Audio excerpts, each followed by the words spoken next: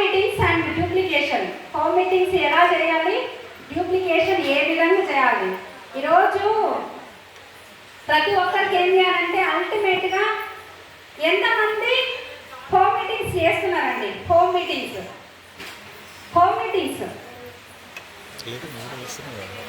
ఇంతేనా? Home meetings అంటే ఏమనుకుంటున్నారు? ఇంట్లో ఉండి చేసే మీటింగ్లు అనుకుంటున్నా? అదే కదా, కాదా? కన్ఫ్యూజ్ చేస్తున్నానా? అదే హోమ్ మీటింగ్స్ అంటే. కాకపోతే ఇక్కడ చాలా మందికి అర్థమయ్యేది ఏంటి అంటే హోమ్ మీటింగ్స్ ఎవరింట్లో వాళ్ళే ఉంటారు, బయటికి వెళ్ళకుండా ఏదో చేద్దామని అనుకుంటారు. ఎవరింట్లో వాళ్ళు ఉండడం కాదు, కొత్త వాళ్ళ ఇంట్లో మనం ఉండాలి. ఏం చేయాలి? కొత్త వాళ్ళ ఇంట్లో మనం ఉండాలి. ఈవినింగ్ అయింది అని అంటే మా ఇంట్లో టీ నేను తాగను. అర్థమవుతుందా అండి? మరి ఎక్కడ తాగుతాను అని అంటే ప్రాస్పెక్టర్స్ ఇంట్లో తాగుతాను, కొత్త వాళ్ళ ఇంట్లో టీ తాగుతాను. బాగుంటుందా? బాగుంటుందా? ఇప్పుడు ఈ బిజినెస్కి అల్టిమేట్గా కారణం ఏంటండి ముందుకు వెళ్ళాలంటే? హలో, మీరు ఎట్లుండాలంటే రాకెట్ లాగా దూసుకొని పోవాలి, రిక్షాలాగా ఆగిపోవద్దు. రిక్షా పని అయిపోయింది, ఇప్పుడు ఎవరు అనిపిస్తున్నారా? లేదు, ఇప్పుడు రాకెట్ స్పీడ్లో పోతున్నారు. మరి మనం కూడా పోవాలా లేదా? మరి పోవాలంటే ఏం చేయాలి? ఫస్ట్ నేను చెప్పింది క్లారిటీగా తీసుకోండి. హోమ్ మీటింగ్స్ కదా, ప్లాన్ చెప్పడమే కదా. ఈ బిజినెస్కి ఎక్కువ పెద్ద బిజినెస్ చేయాలంటే ఏం చేయాలి? హోమ్ మీటింగ్స్, ప్లాన్స్ ఎక్కువ చెప్పాలి, ఎక్కువ మందిని కలవాలి. Yes or no? కలిసే విధానంలో ఏంటి అంటే చాలా మందికి మీకు క్లారిటీ ఉండకపోవచ్చు. ఏ విధంగా కలవాలి, ఎట్లా మాట్లాడాలి, ఎట్లా చెప్పాలి, ఎట్లా వాళ్ళకి మన బిజినెస్కి తీసుకొని రావాలనేది క్లారిటీ ఉండదు. ఒక్కటి చెప్తున్నా, మీరు చేయాల్సిన మొట్టమొదటి పని ఏం చేయాలంటే ఈ బిజినెస్లో ఒక దగ్గర నుంచి అపాయింట్మెంట్ తీసుకోవాలి, ఒక హోమ్ మీటింగ్ ఫిక్స్ చేసుకోవాలంటే ప్రశ్నలే సమాధానాలు అనే బుక్ చదవాలి. ఏం చేయాలి?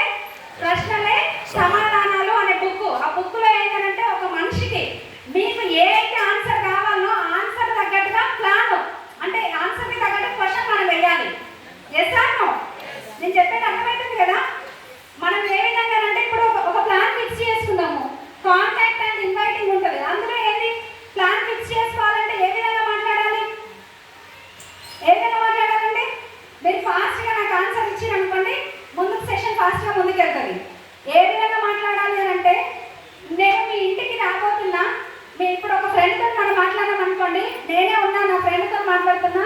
హలో దివ్య, ఎలా ఉన్నావు, బాగున్నావా అని అంటే ఆ సంధ్య బాగున్నా, నువ్వు ఎలా ఉన్నావు అని మాట్లాడతారు. ఆ మాట్లాడిన తర్వాత ఏం చేస్తారు? వెంటనే వెస్టీజ్ గురించి చెప్తామా? చెప్పము.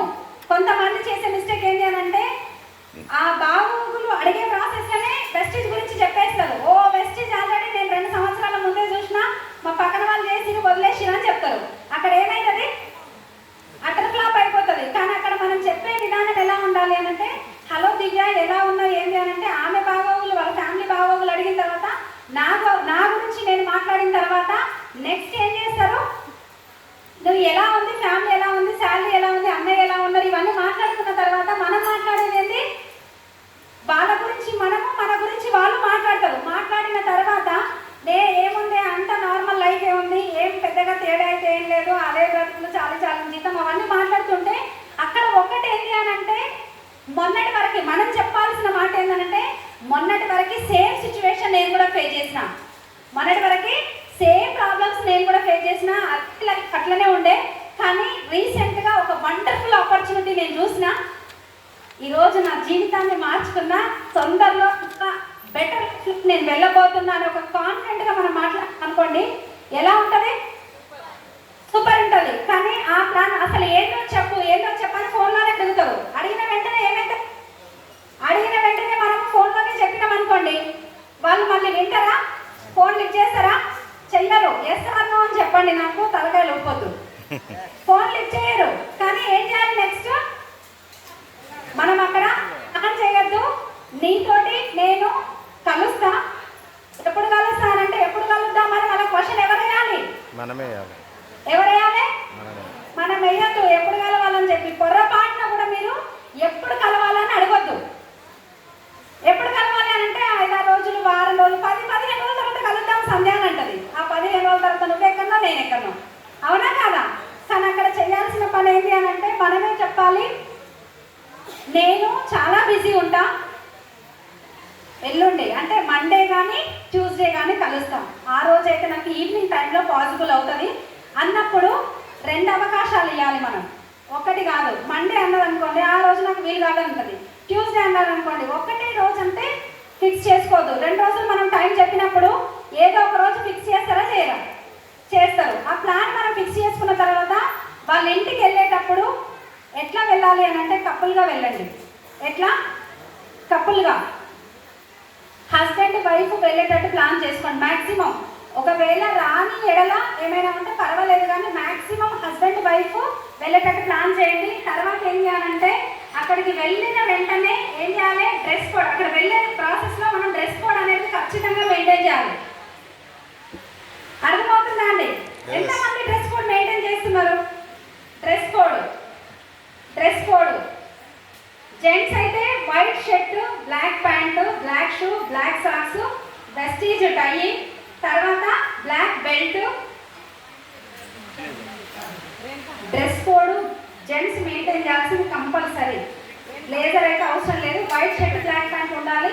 Black shoe, black socks, black belt మాత్రం కంపల్సరీ మెయింటైన్ చేయాలి.